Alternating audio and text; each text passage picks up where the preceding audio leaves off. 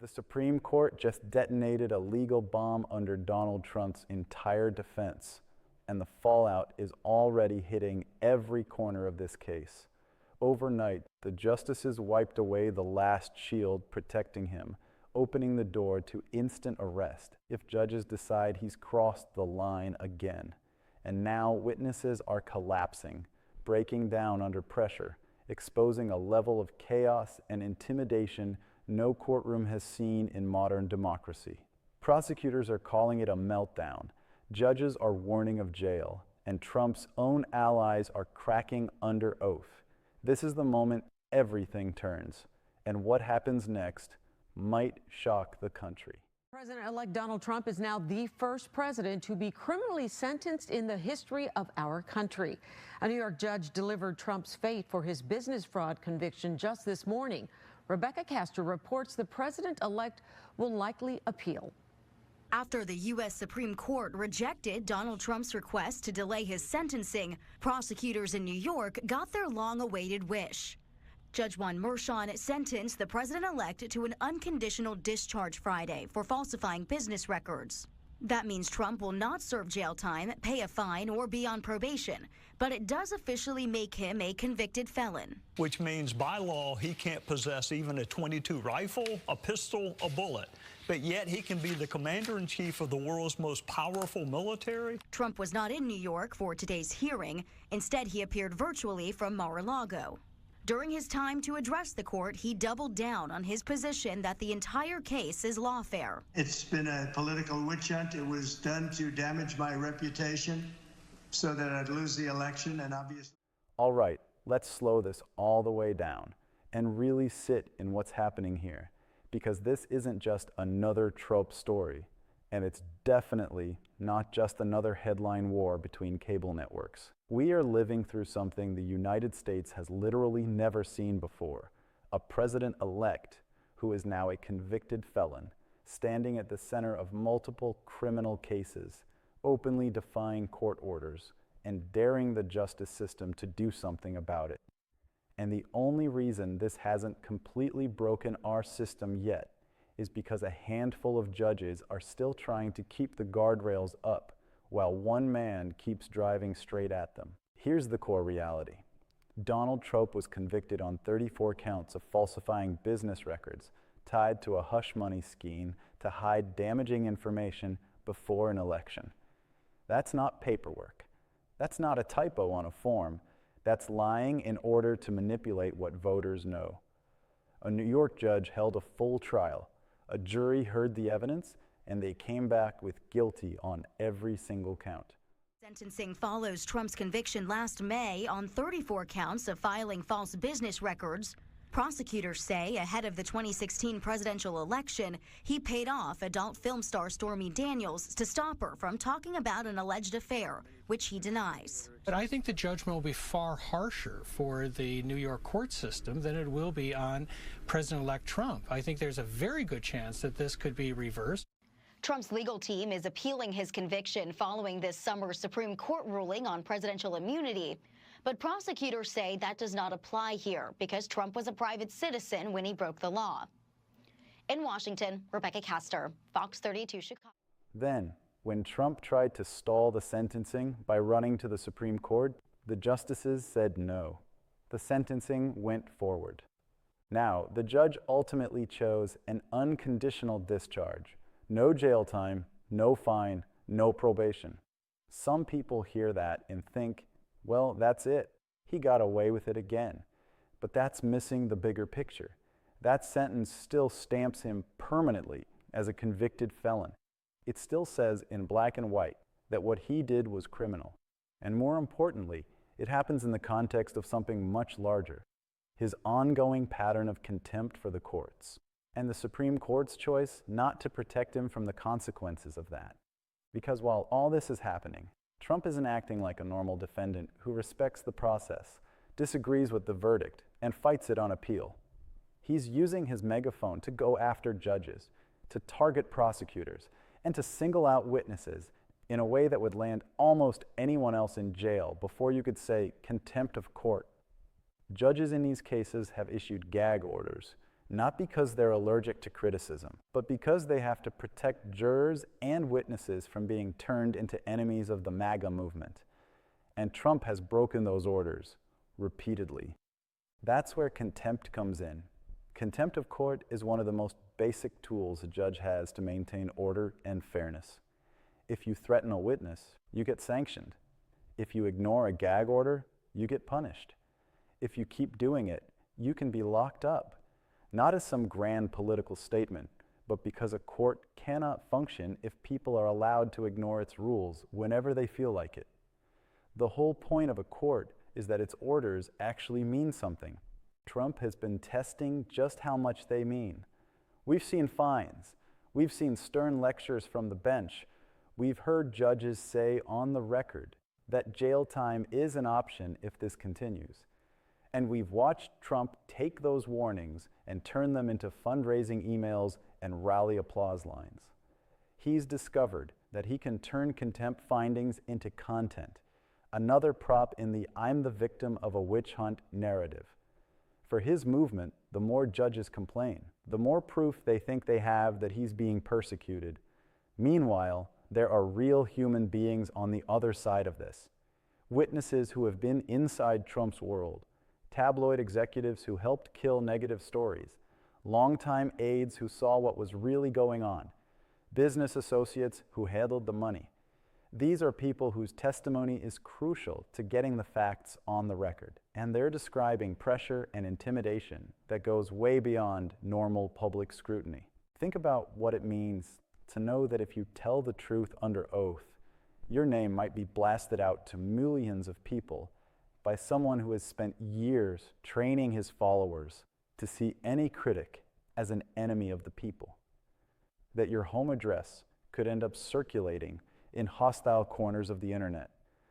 That your kids could be dragged into it. There's a reason some of these witnesses have had panic attacks, needed security, or asked for special protections just to show up in court. This isn't paranoia.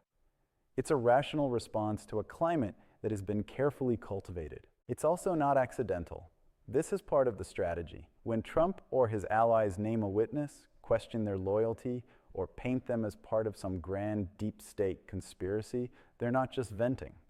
They're sending a message to everyone else watching. If you cooperate with these cases, this is what happens to you. And once that message sinks in, the entire justice system starts to bend.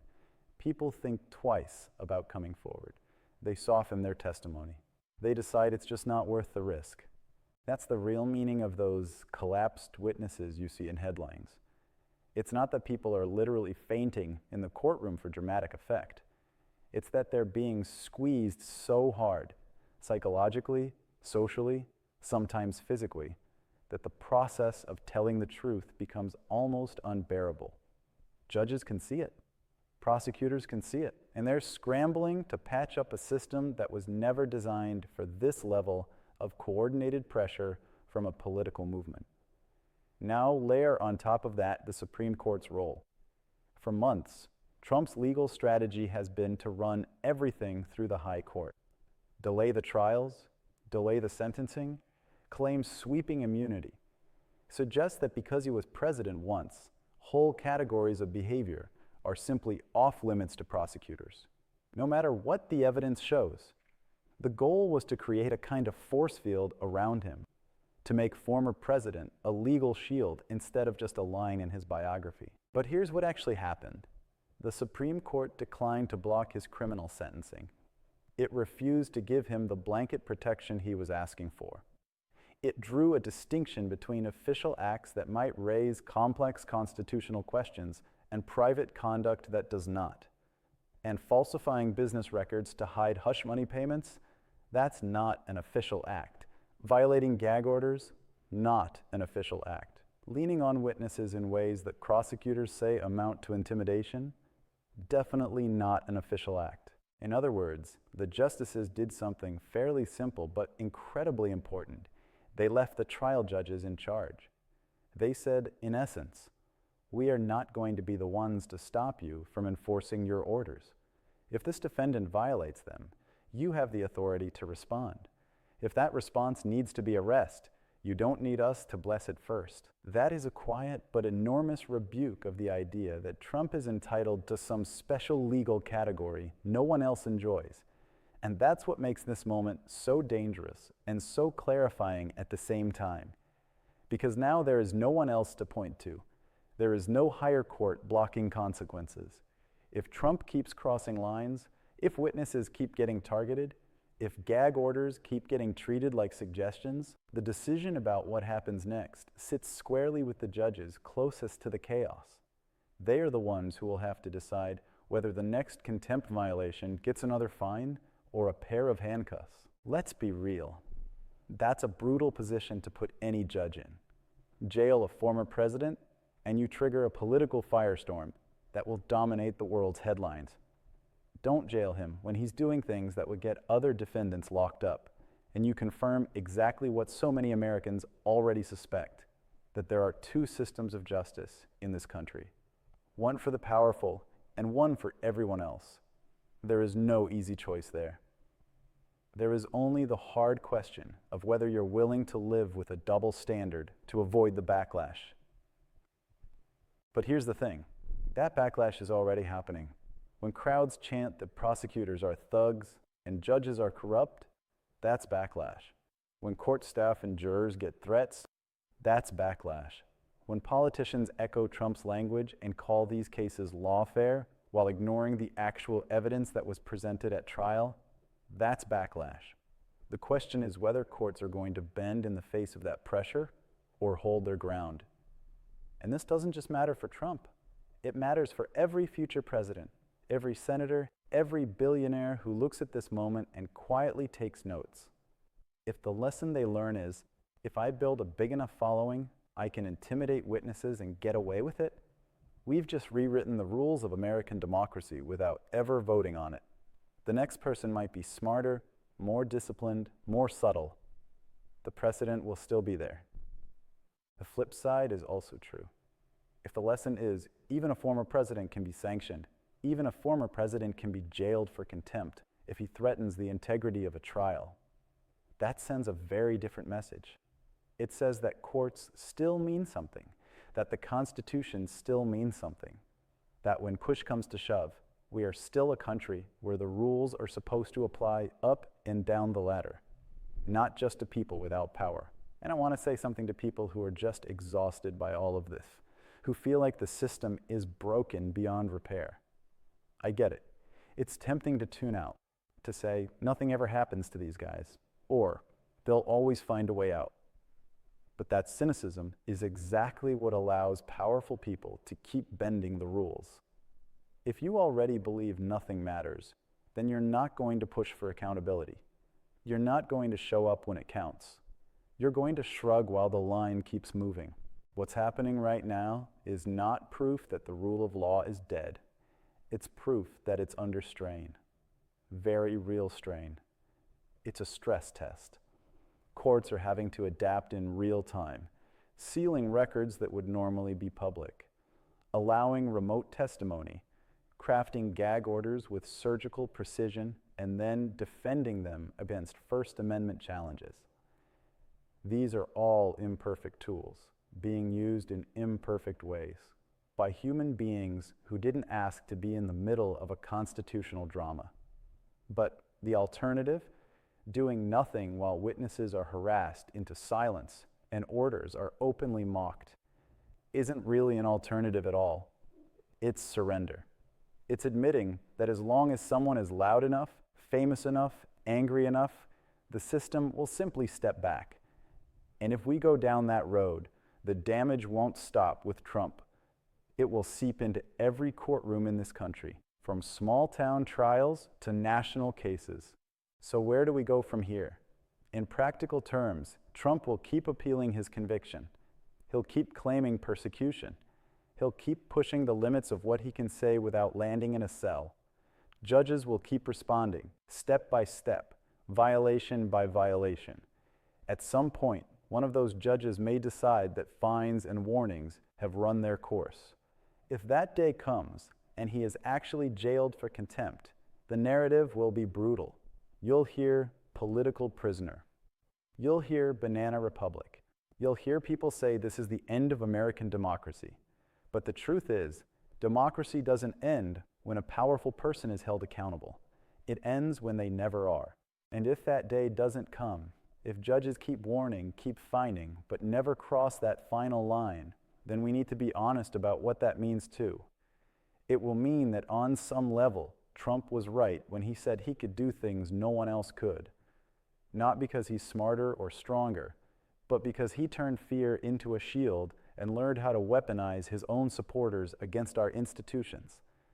That's the choice in front of the judiciary, and in a broader sense, in front of all of us. Not between left and right, not between Trump and Biden, but between a country where rules are real and a country where they're just decorations that can be ripped down whenever they become inconvenient. So when you hear about instant arrest or collapsed witnesses, strip away the drama and look at the core question underneath. Do we still live in a nation where the law can stand up to one man with a microphone? Or have we quietly decided that some people are simply too loud, too dangerous, too politically costly to ever face the same consequences as the rest of us? Because at the end of the day, this isn't just about Donald Trump's future. It's about the kind of country we want to hand to the next generation.